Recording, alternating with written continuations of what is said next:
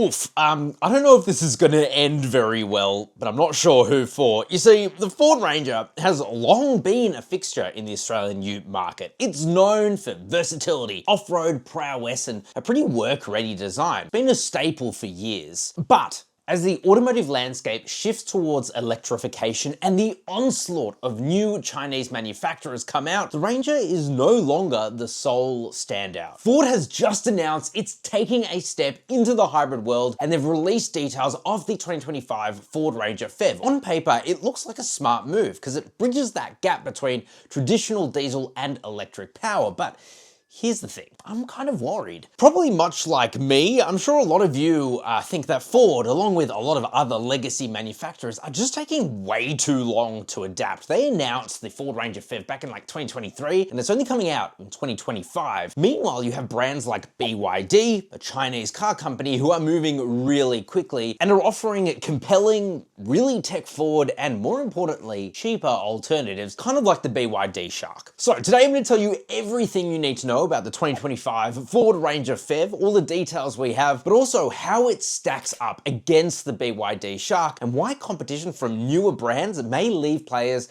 like Ford struggling to keep up. Okay, let's start with the powertrain and hybrid technology. So under the bonnet of the 2025 Ford Ranger PHEV, well, we know that there's going to be a 2.3 litre turbocharged petrol engine, which we've seen before in competitors like the Amarok, currently sold in Australia and only produced in South Africa at the moment at their plant in Pretoria, and that will be paired with a 75 kilowatt electric motor sandwiched between that and the 10-speed automatic transmission it currently has. And there's going to be 4 new distinct drive modes: Auto EV, EV Now, EV Later, and EV Charge. Auto EV mode intelligently balances between petrol and electric power to maximize efficiency. EV Now, it allows for pure electric driving. EV Later lets you preserve the battery charge for when you might need it later. For example, in Europe, there's a lot of emissions-free zones, so that would allow you to drive your Ford Ranger there. And EV Charge, which uses the petrol engine to actively recharge the battery while driving. Now, Ford is aiming for a pretty modest 45-kilometer electric-only range based on WLTP standards, so that should be good enough for quick trips around town. But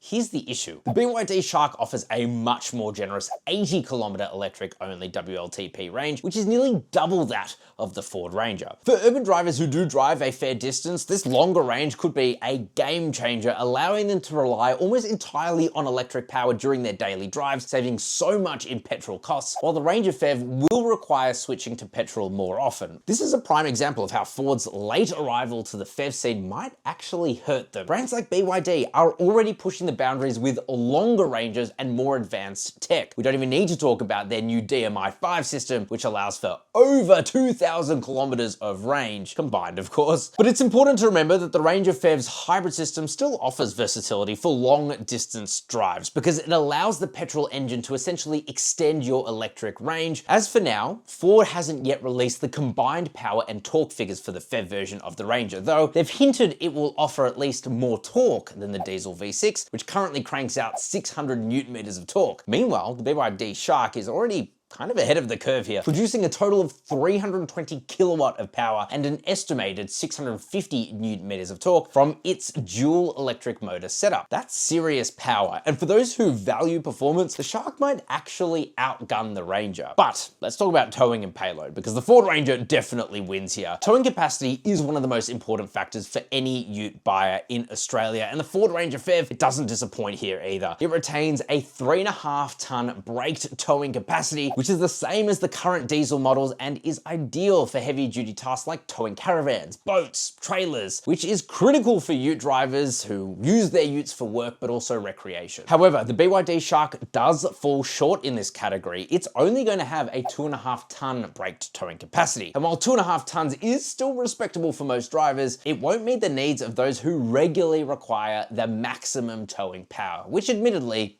isn't actually everyone. This is where Ford continues to shine, because for buyers who prioritize towing and hauling, Ranger PHEV's higher capacity, well, it gives it a clear advantage here. However, if towing isn't your main concern and you're more focused on daily commuting or city driving, the Shark's longer electric range again might be a bigger selling point. Now, in terms of payload, the BYD Shark offers a respectable 835 kilogram rating, which is slightly below average for the segment, but still suitable for most daily tasks. Ford hasn't actually released the official payload figures for the Ford Ranger PHEV yet, but it is expected to be in line with its diesel variants. They're going for a no compromise PHEV, and their utes typically carry around 1,000 kilograms or 1 ton. And by the way, if you want to read more about everything you get in the new Ford Ranger PHEV, we have a full written article out on our website right now, CarSauce.com. I think we do the best daily news. Now let's talk about power outlets and versatility, because this one's interesting. Ford has introduced some really impressive versatility in the Ranger PHEV with its Pro Power on Board system. This feature allows the vehicle's battery to act as a mobile power source, and it's quite impressive. The Ranger PHEV comes equipped with a 2.3 kilowatt outlet inside the car, or 2300 watt, and two 3.45 kilowatt outlets in its tray, which will allow you to power tools, appliances, or camping equipment while on the go. And that is perfect for those who actually use their ute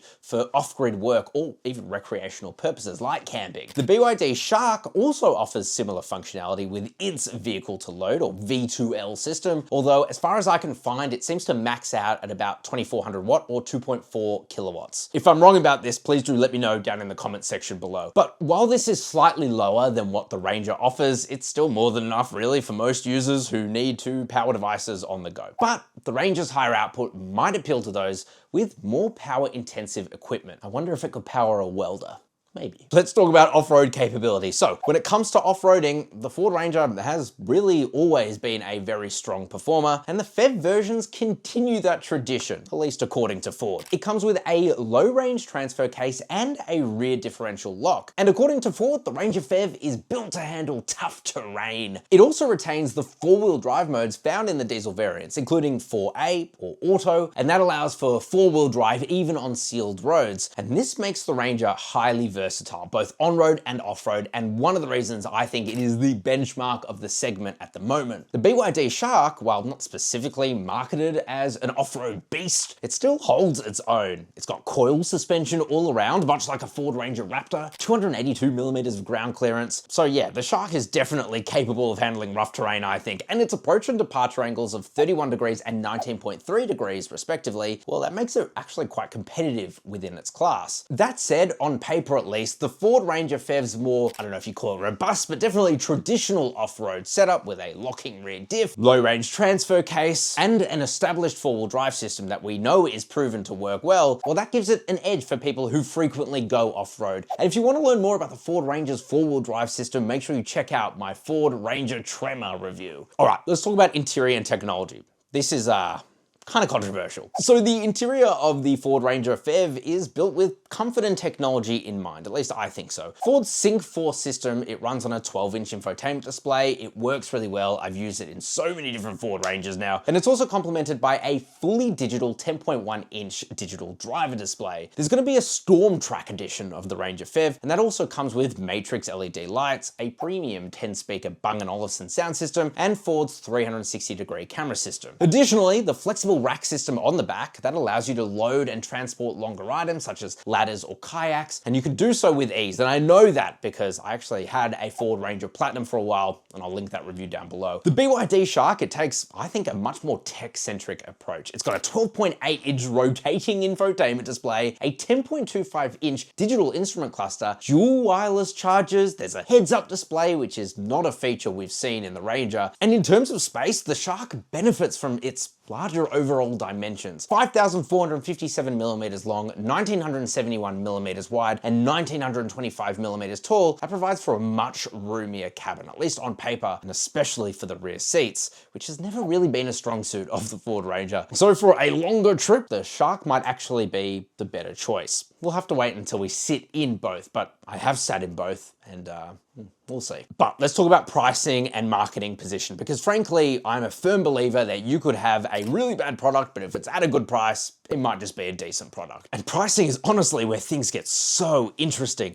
Ford hasn't confirmed the pricing for the Ford Ranger PHEV yet, but estimates suggest it will sit at a premium over the diesel models. It makes sense. It's going to have a big battery pack. And top spec versions, we don't know what the price will be, but speculation suggests it'll be somewhere in the 90,000 starting. Currently, you could buy a Ford Ranger Wildtrak V6 for around $74,000 before on-road costs. So the PHEV will definitely be positioned as a more premium offering in the range. In fact, pricing for the new BYD Shark, the entry level, was recently leaked, and it's going to start at about $68,000 before on-road costs, which is really good value. And this aggressive pricing strategy from BYD could undercut Ford significantly, making the Shark a much more attractive option for those budget-conscious buyers or anyone looking for a bit of a bargain. And this is where my concerns for Ford really start to build. Legacy manufacturers are not only taking their time to introduce these hybrid and electric models to the market, being very cautious and careful, but during this time, brands like BYD are just swooping in with cheaper,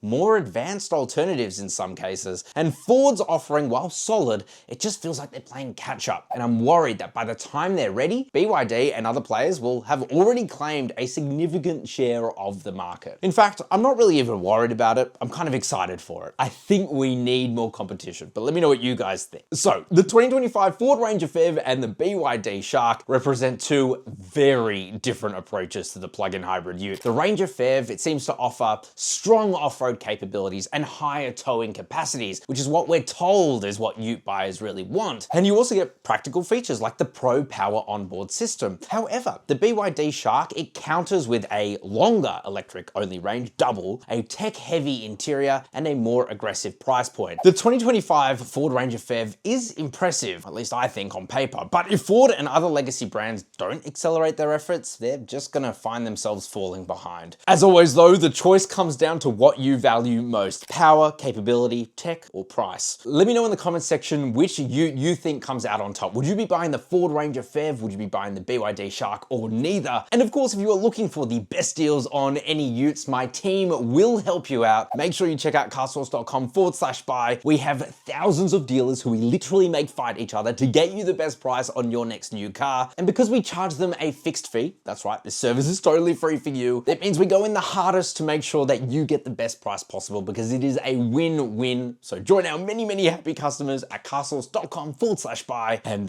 yeah, I'm actually off to China right now. I'm not even joking. I'm off to China. I'll see you soon.